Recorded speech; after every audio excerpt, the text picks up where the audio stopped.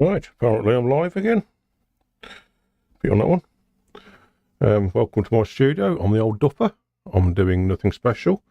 I'm not vlogging anything. No software reviews, no hardware reviews, no ear training courses, no courses of any sort like that. I'm just playing around in my studio, and it is what it is. If you want to subscribe and all that stuff. Tonight I'm going to be doing 6 tunes from originally recorded in 1992. Live. These were recorded live at the Weavers Arms in Coventry, public house in Coventry, with an audience of probably about 25 people there. It was, I think it was a Sunday afternoon or something like that, if I remember rightly. A long time ago, it's 31 years ago, so lost in the mists of time somewhere. Exactly what I was doing. And I've slept since then. So anyway, to the thing in question, I've got the I've pulled them all off tape originally. Well, originally they were recorded onto 16-track tape, as explained in part 1 of this video stream, whatever you want to call it, onto 16-track tape, and then they were put onto cassette.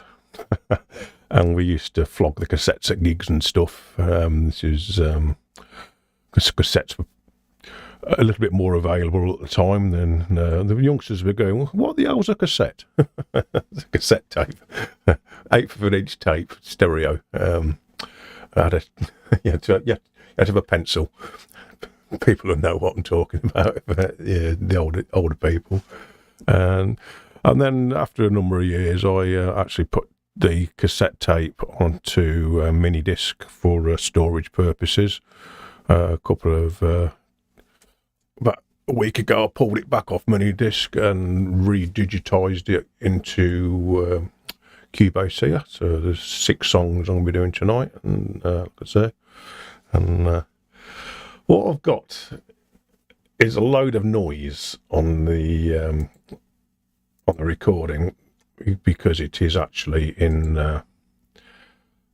was stood on tape originally. So if I just play the very first bit here, you'll hear the amount of hiss on it. So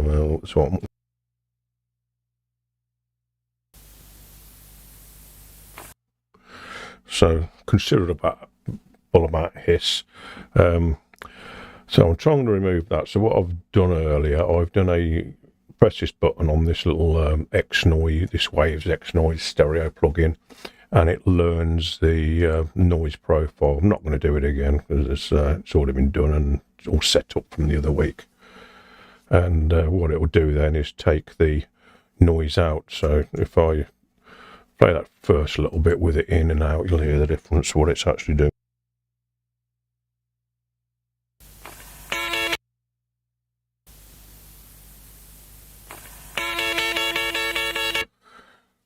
Now, you could say that is character, but I suppose, yes, that's right, I suppose. It's character. People spend money on plugins to put all that back in, but I actually want to take it out. So with the plugin working, it's considerably quieter.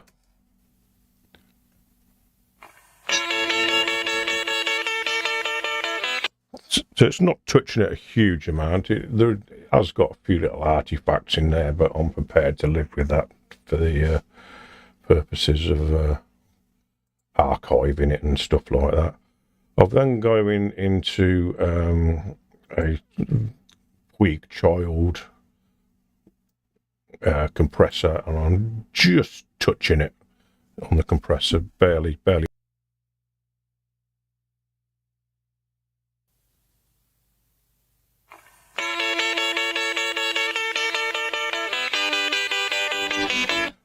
So the needles are barely moving on that. That's the same setting as I had last time. And then that's going into a Waves mastering plugin, and I've just put Mix Bus Love on it and basically put it on a default setting. I did turn that down actually on the spreader. I'll put that back where it was. And then that is then flying into Oxford Inflator to turn it up a little bit more, up to towards modern levels. I've got the effector at 100% and the harmonics curve. This adds harmonics and stuff to it. I'll just pull that down a fraction. And then that's going into Golfos Master with about 40% on the recover and the tame. And then just to make sure nothing untowards happens, it's going into an L2 Ultra Maximizer. I'll just pull the threshold and the gain down 1 dB just to hopefully prevent it clipping on the output. So I'm aiming for on the lufts here and all this thing around about 14 to 12. Some of them might be slightly louder than others, but that's what they expect on Spotify and all that sort of thing. Otherwise, they're only going to turn everything down for me. So there we go. So right, without further ado, then that's basically what I'm done. I'm not going to be doing separate mixes for each one. I'm just going to bang everything through the same thing, same chain. So to keep it a consistency in the sound. That's the word I'm looking for.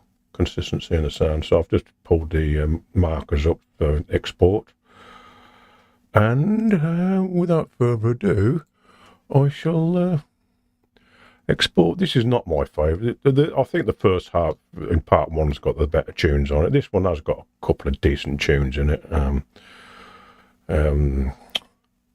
As you'll hear as I go through it, and I'll try and explain the stories behind them as well as I go. And so this one was just, I think this is more of a stocking filler tune than anything else, but it is what it is. So there we go. I'm just going to go export,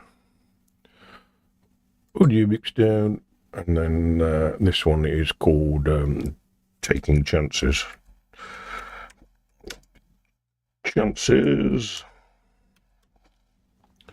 Right, let's export that one and see what the hell that sounds like.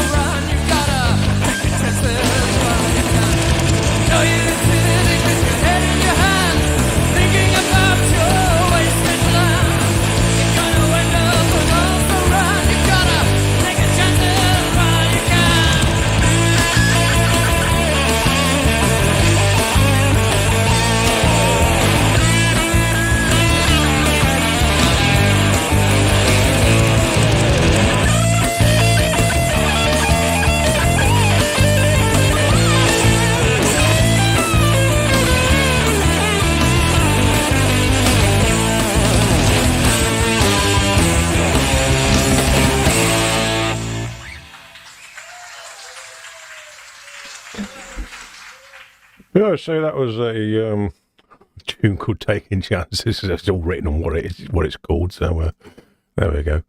The second half of the set was Pete decided to strap on the electric, so it's completely different sound into the the first part of the set, in which I did in part one, which was 12-string acoustic versus with an electric guitar second in it. So on this, I don't think the audio quality was quite as good on this second part either for some reason. But there we go.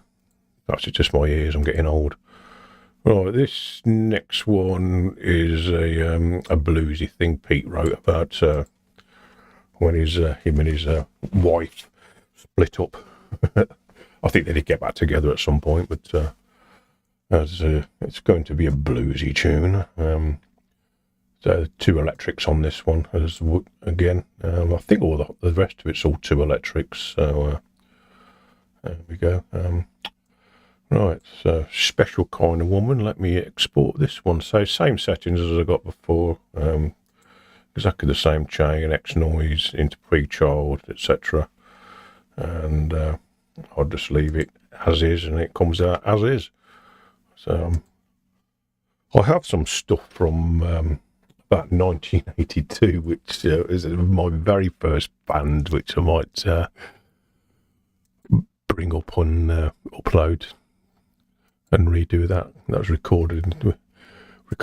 We used to record all the rehearsals in a classroom. When we used to rehearse in a school, so it's that'd be interesting because that's been put on reel to reel, and it was recorded on cassette, then went on to reel, then went back onto cassette and onto mini disc. So it's speeded up and all over the place. But so the Special Kind of Woman, or My Woman from Tokyo, or whatever. Right, I'll export this one and see what there are some artifacts coming out. I can hear on the sides a little bit, but I can live with that because it is what it is. I'm not trying to break the atom here or anything like that. So right, there we go.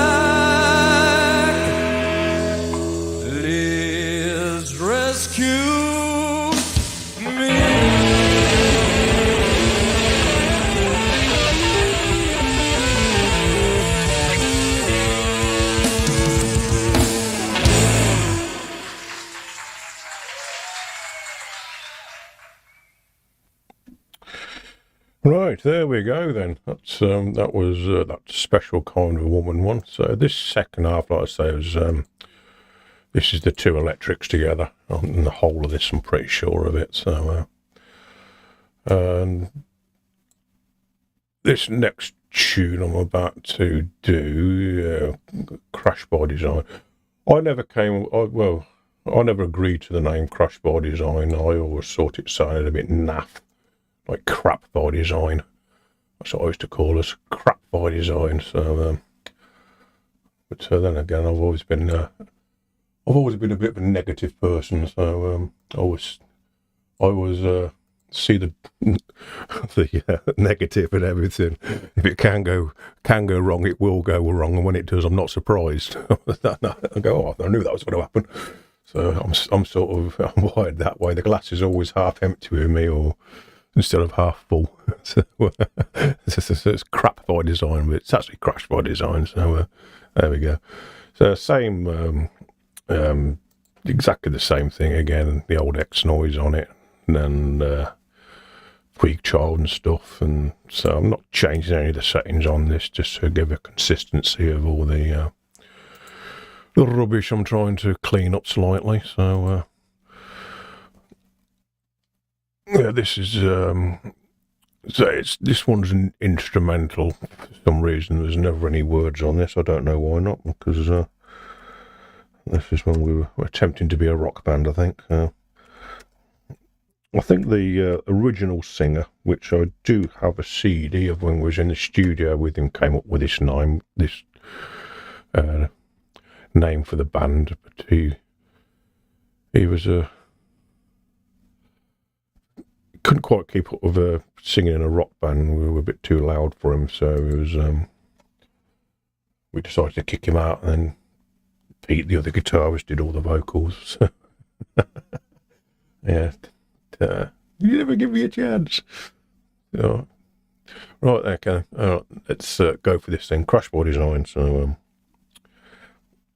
there's a strange ending on it. Doesn't do what we expect it to. For some reason. I don't know what I came up with that for, but you'll hear it.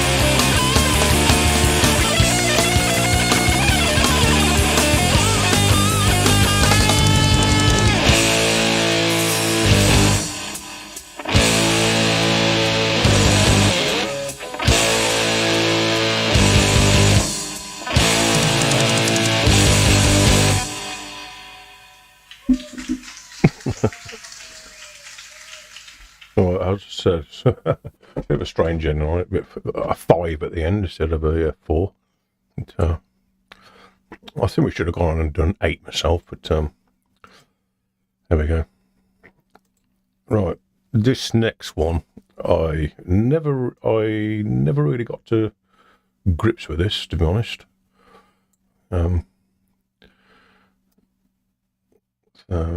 Two electrics again. The problem is it's the longest tune of the bloody lot. Bloody hellfire. What was this? 7 minutes 10? Christ, Deep Purple territory. This is a song about prostitution, apparently. And, yeah, I can't see any more than that, really. So, I don't know where the inspiration came from that. It's social observation, isn't it, at the end of the day? So, I think it's, mix that one down, and this one's,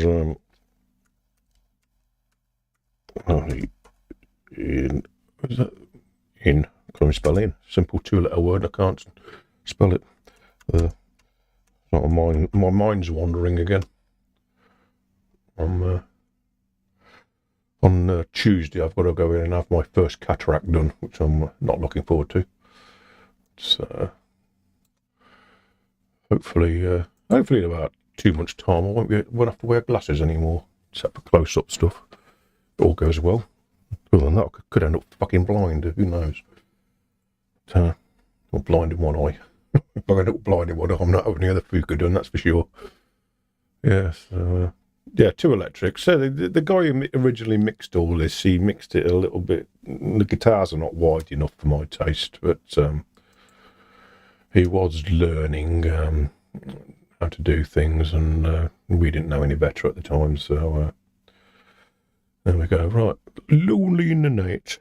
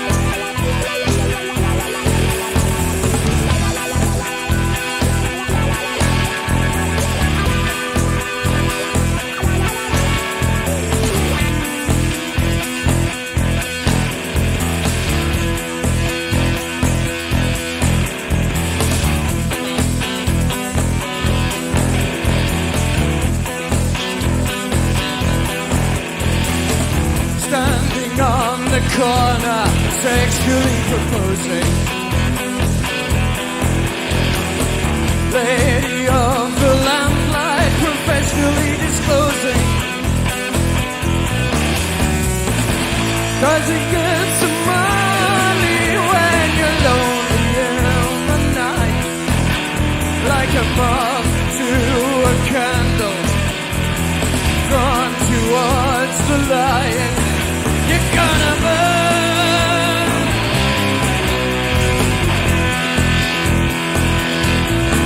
You're gonna burn.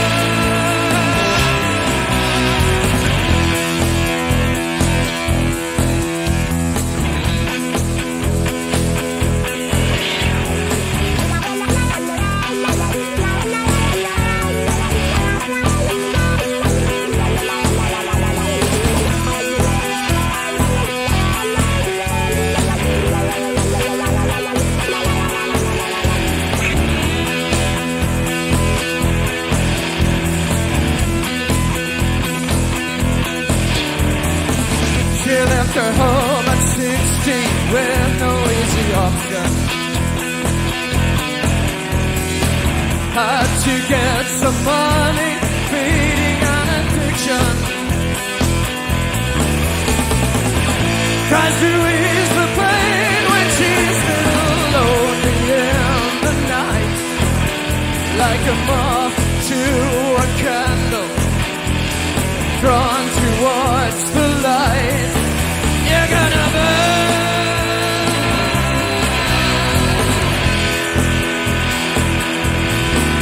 You're gonna burn.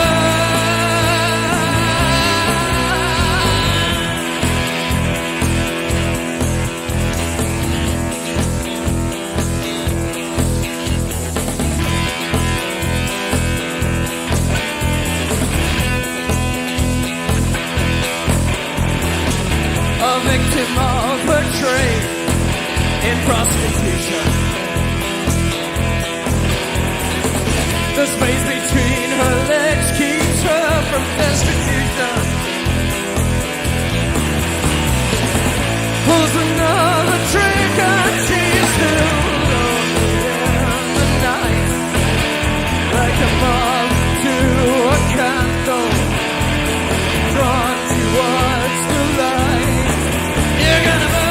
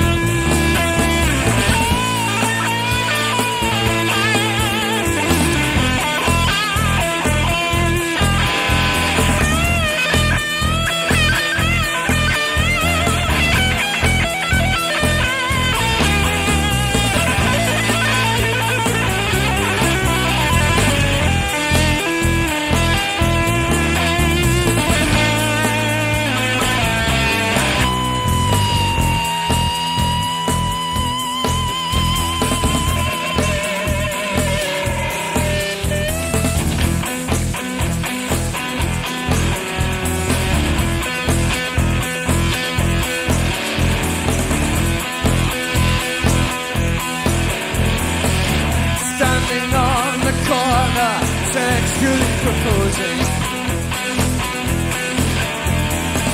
Lady of the lamplight, professionally disclosing. If you have the money and you're lonely in the night, like a moth to a candle, drawn towards the light. You're gonna burn.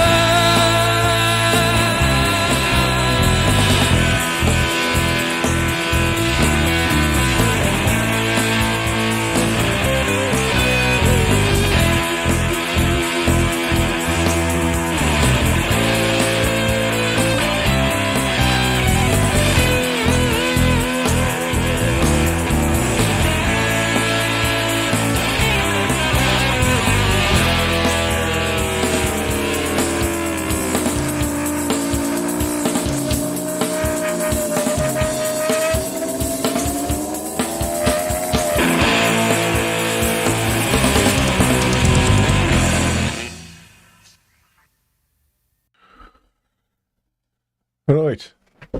Thank God that's over. I never did like that tune. I didn't like playing it, and I still don't like listening to it. Every time I hear it, it sort of brings back memories of how tough I found that tune to do something on. Because, you know, I'm not the best musician in the world, so but it was 31 years ago. There we go. Right, me. Just remind me. Just remind me what Warren looked like. Warren, the bass player, was it's Dr. Warren Lynton now. He's a very clever man. He always reminded me of a young Rutger Hauer. That look about him. Sort of blonde fella. And I think he's probably over 20 stone now. He's moved to America and does what all Americans do, is eat too much. And that's all my American subscribers gone. As it is. I've never seen a thin American. That's what I'll say.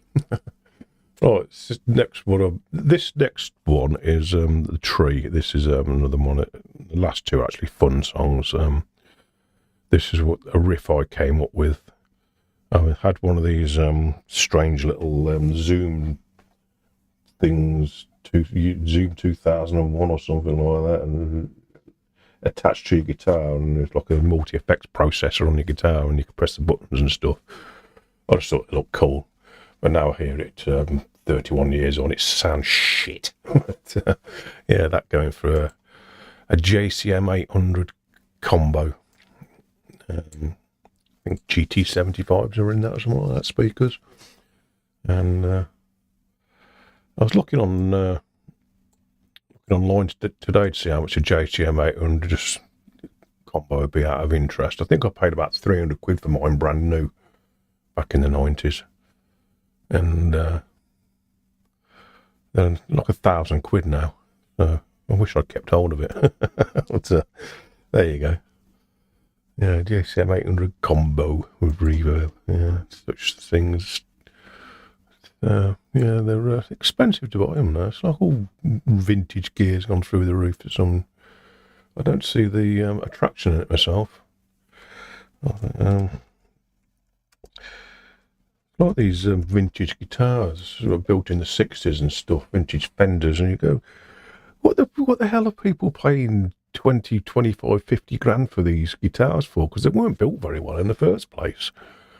It's not like a modern guitar built by CNC, and they're all peas in a pod, really. Well, it's got the vintage vibe, hasn't it, mate? I just don't understand it. I would never spend that amount of money on a vintage guitar. Really wouldn't. And even if I had the money, I haven't got the money, but even if I had the money, I wouldn't. I think it's so yeah. These people, some people go to the Fender or custom shop when they get one out the custom shop made to look old. And you go, why? Why would you do that? The Strat I play, which you see on some of my videos, I've had that. It's a 1988. And it's, apart from you look really, really close at it, you wouldn't know it was, 30 odd years old. Haven't been gigged regular. It's got a few little dings on it here and there, but you wouldn't know. So why people relic come for like that is a mystery to me.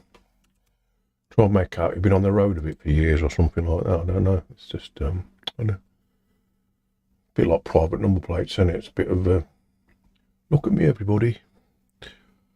Right, anyway, enough going on about stuff that has absolutely nothing to do with anything. Right, it's called The Tree. This is this one was a bit of a laugh, but it's only a shortish one. Probably short enough to be a single, isn't it? Just make sure I've got the right ending on that one. Yeah, I have. And then the final one is even shorter. So this one used to go down well, occasionally, some places. That's what we did. This is a shortened version of it. We did do an extended version of it, but this is a short version. So, The Tree.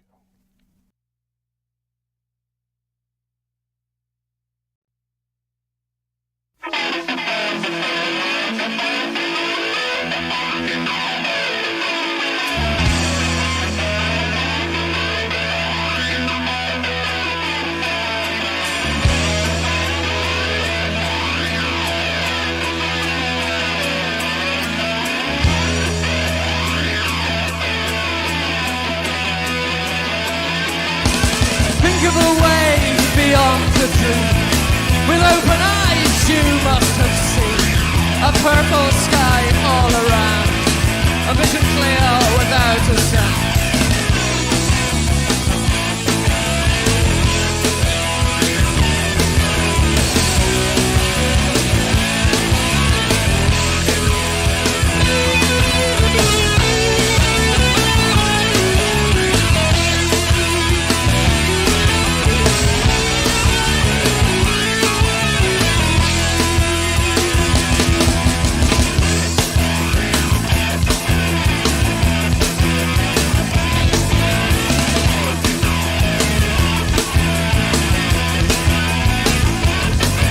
Where colours collide, kaleidoscope. The morning sings a song of hope. Where stones stand before my eyes, where seasons meet, the sun must rise.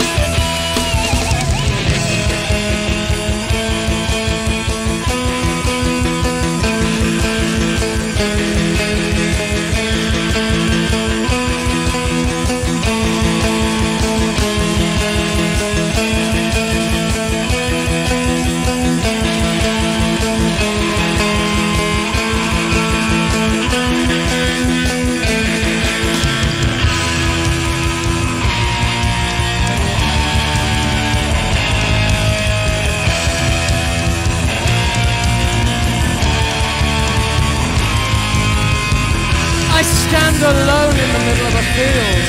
I feel the earth beneath my feet. Birds nest in my upper reaches, and little creatures crawl around beneath my skin. I reach on up towards the sky. I want to be a tree!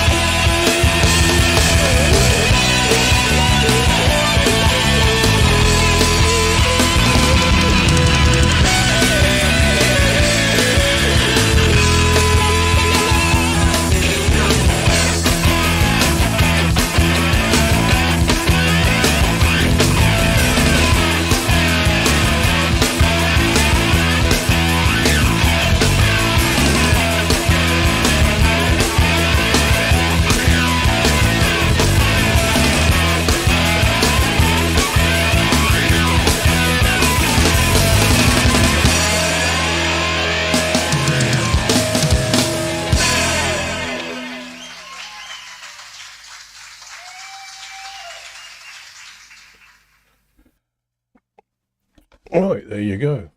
The Tree. More madness from the crap I design band. Yes. That brings up. I can almost picture the place. Oldie woldy, very large pub in Coventry up the towards the rough end of town. So this next one, or the last one. This is the last one of this collection of attempted remasters. I haven't done a particularly good job, but it is better than what it was. And now I've got it in wave form. I can upload it to my Spotify and all that rubbish account. This one, the House of Correction, I remember we played this at, I can't remember which rugby club it was at. It was either Bedworth Rugby Club or Coventry Rugby Club. But they absolutely loved it. I mean, we must have played it about probably 6 or 7 times, one after another. They kept play it again, because they were all trying to learn the words to it. And when it starts, you'll realise why they were trying to learn the words, being a rugby club. If you know any rugby songs, they're not politically correct. So this is more tongue-in-cheek. When Pete wrote it, we did wonder what the hell he gets up to in his bedroom to come up with stuff like this. As you will find out very, very shortly. Right, there we go. I'm just going to pull the board a tad, because there's a load of noise on the start of that. So, right, let's go for it on this one. And House of Correction.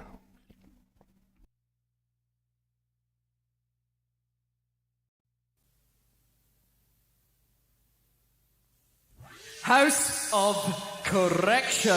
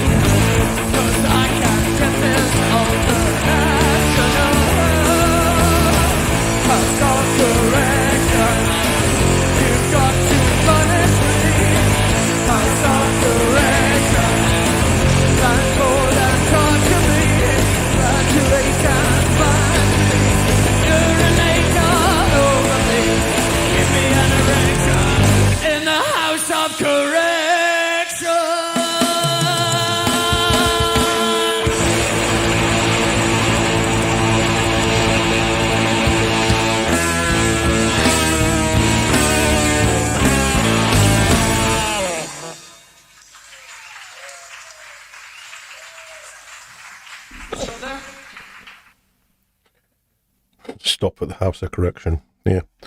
Right. That's my attempt at cleaning up and remastering some old stuff. I probably haven't made a good job of it. There'll be people with far better ears than me. It's all muddy at 350 hertz, mate, and you need to pull a bit of 6K out and turn up the 8K a few dB and put a notch filter in at such and such. Yeah, whatever. Do you think I'm really bothered? Do I look bothered? Do I look like I care? Nope, I don't care. Right, that'll do for tonight then. So, if you like what you see, like, subscribe and all that sort of thing. I do have loads and loads of live videos of me getting it completely wrong. It's about 170 odd of them on the live tab of my going back a little while. So I'm not frightened to make a fool of myself. I don't sit there and do 30 takes to try and make myself look good or anything, or edit shite out of stuff. And it is what it is, and music's meant to be fun, and I have fun doing it. Hopefully, most nights I have fun doing it, and I'm not interested in money or anything like that. I'd like to get a few more subscribers, so when I do have a little bit of a live thing, get a bit more interaction with people. But I do look to see if there's any comments appearing on the live chat, but it's only occasionally I get a few.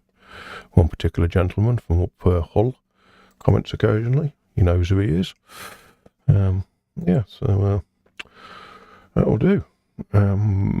I may say I've got some stuff from 1984, which really needs some.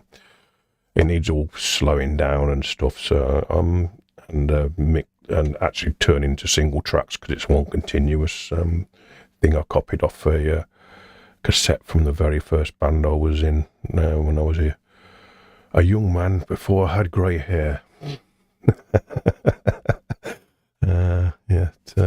Yeah, so anyway, right, that'll do for tonight.